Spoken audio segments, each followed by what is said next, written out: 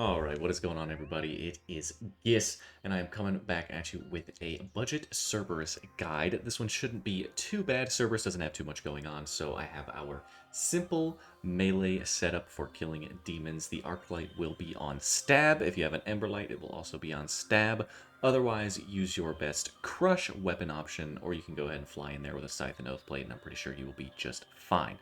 Now, you can also range this boss if you would like. If you have a Scorching Bow or a Twisted Bow, you can do that as well and sort of just camp out, and most of the concepts will still be the same. But, personally, I didn't like it as much. It just felt weird. I like melee, but it's personal preference. If you like range, you like range. If you like melee, you like melee. Spec weapon is going to be Burning Claws, and the rest is pretty self-explanatory. The only thing I think that might confuse some people is we have Nature Runes, Wrath Runes, and 4 runes in this rune pouch. So if you don't have your Divine Rune pouch, swing over there and get it. If you haven't, you can just run like 0 entry modes and just go grab this. It doesn't take that long, but if you don't have it, you can just, of course, carry another Lucer Rune in your inventory as you have to. So the explanation here is because at Cerberus now, we want to be using Ward of Arceus, because they buffed this to where it's like a pseudo-spectral, so you don't have to buy a spectral for this boss. If you do have a spectral, you can go ahead and bring it, but obviously this is the budget guide, so I'm assuming you have rags, so that's what we're going to do. You can actually kill this boss fairly quickly in rags, so it's not that big of a deal. Word of Arceus is important. That's going to drain our prayer less when we do have to do the ghosts, and it's just like generic damage reduction against demons still, but that's kind of negligible. You take no damage in this fight for the most part. We need a Thrall, because Thralls are good DPS when you're in a budget setup. Adds about, like, a max hit and a half to your weapon, like pseudo, sort of. And then Death Charge will be getting some Death Charge value at the end of the kill on Cerberus, so we can spec more.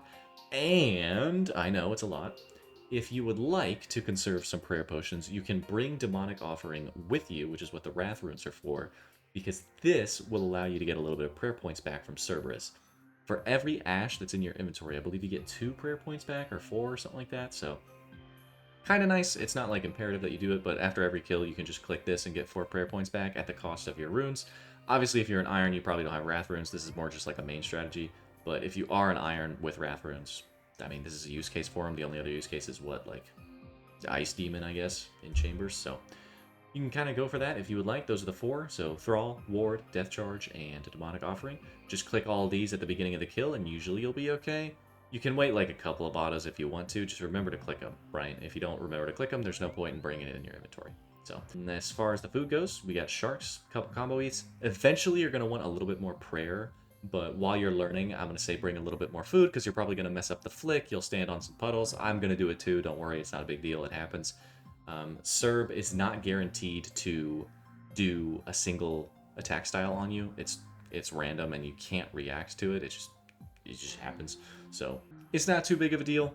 I'll tell you what we're doing when we get in there, but there's not much else to talk about in the inventory. Keymaster teleports. If you don't have any of these, if you are a main, you can purchase them off the Grand Exchange now. Otherwise, on an Iron, you're just going to have to wait and get these yourself. To get there, you just need to go to Taverley Dungeon, hop over the little shortcut, and you're in. So, anyway to Taverley, hop down in the dungeon, jump over the shortcut, get over to Cerberus's lair. Anyway, let's go ahead and teleport over there, and I'll start chatting mechanics a little bit, and really there's only 2. So, nobody in the North Cave. Okay, cool. So there's only 2 things we have to really think about here. One is going to be the ghosts, and the ghosts, all you have to do is when you see the ghost do its animation, you just go to the next prayer in line. And you just go down the line. Very simple. That happens at 400 HP and lower. And then the lava pools that she'll spit out under your feet, that'll happen at 200 HP and lower. You just have to move. That's it. There's really nothing to it. Just click a different tile and you're good. The only other thing you have to think about, kind of, is when you engage the boss, it will do a set of 3 attacks. So it'll go Mage, Range, Melee. And all you have to do for that is go in with Protect Magic, and what you can do here is set your quick pairs to Protect Magic and Piety, and what you'll do is you'll just walk up to the boss. When you see the projectile, you will then switch to the next prayer in line, and then when you see that projectile, you'll switch to Melee, and you'll have caught it all. Cerb will do that every 10 attacks. You don't have to worry about it if you don't like to think about those things, or if you kill it fast enough, you just won't see it again. But in the budget setup, you'll probably see it twice per fight. So you'll get used to a cadence. You'll kind of feel when it's coming. But if you would like, because Cerb is on a 6-tick attack cycle, you can just, for safety, when you see a magic attack, you can start to flick to range, and if you don't see the range projectile, you can just go back to mage. If you would like, it will help you prevent some damage. You know, it's not like that big of a deal, but you know, it's something you can do. Protect magic pretty much the entire fight, and I mean, that's kind of it, guys. Serve is not too bad, so let's just get up in there. We're going to rip a bunch of specs. I'm just going to go ahead and pot up out here. I'm going to turn this winch, and I'm going to put Burning Claws. Make sure your weapons are on stab. Make sure even your Burning Claws are on stab. Everything on stab. Stab, stab, stab. Stabby, stabby. We like stabby. I'm going to click all my buttons. I'm going to go stabby. See the projectile, and you just cycle through it. I forgot. Don't mind me. It's the first thing I'm doing today. So she's going to attack with random styles, but we want to camp Protect Magic because that's what we're weakest to, and we just have to tank the melee and the range hits. Until she goes and cycles through, then we can look. So if we hear a mage attack, so I hear a mage attack, but no range, so I'm back to magic. Alright, so here's the ghosts. So all we have to do is look at the first one. So let's camp some Protect Melee. Animation, animation, animation, and we're back. And then if we want, okay, no range attack, so I go back to Protect Magic. Make sure you keep your prayer up. She just did the flick, but I tanked it all anyway. Like, it doesn't matter. Make sure you got your ward up, kind of keep that one. You can rip another spec if you want, why not? We got another ghost. So again, we know the first one. Animation, animation, animation. We're smited, but it doesn't matter. Boss is dead, right?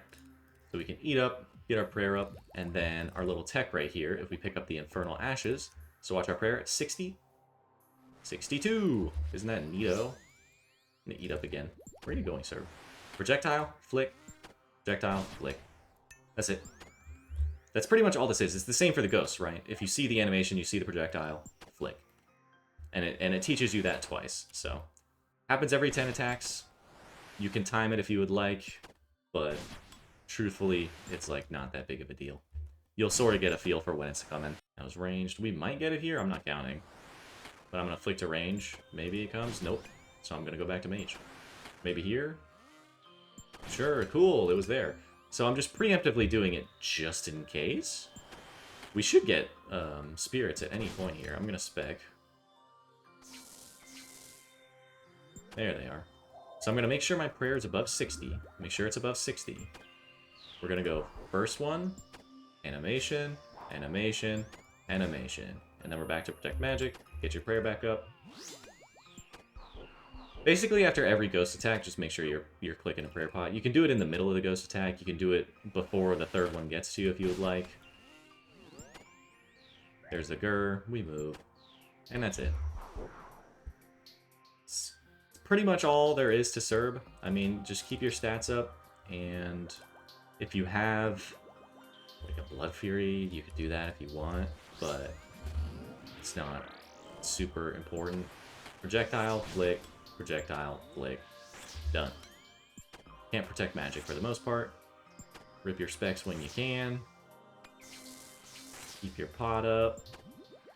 Just make sure all your buttons are on. That's sort of the battle here.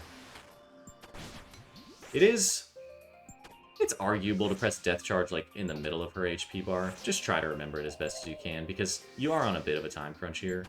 So if we don't kill it in 30 seconds, it's kind of bad.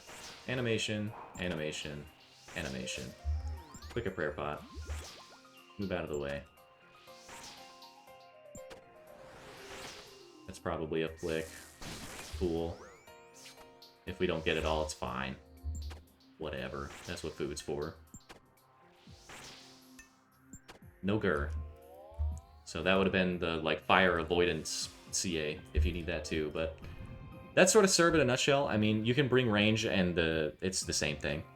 You don't really have to change your cadence here with range by any means. Projectile, flick, projectile, flick.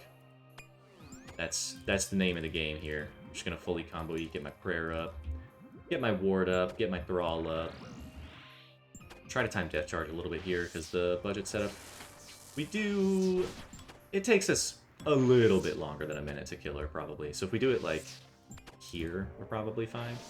Again, make sure you stay above 60 prayer. So once you get more acquainted and you don't need as much food, then you can swap some stuff around. Animation, animation, animation, and we're back.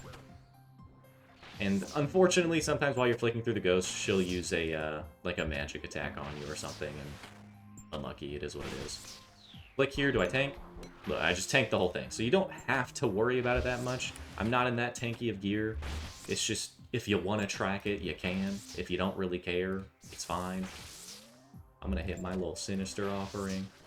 There's some tech that you can do with Sinister Offering. If you do it in the middle of Spirits, then you'll get like 2 prayer points back when you would be smited. So you don't actually get smited, which is kind of neat, but I wouldn't worry about that. In the grand scheme of things, Cerb is not that difficult.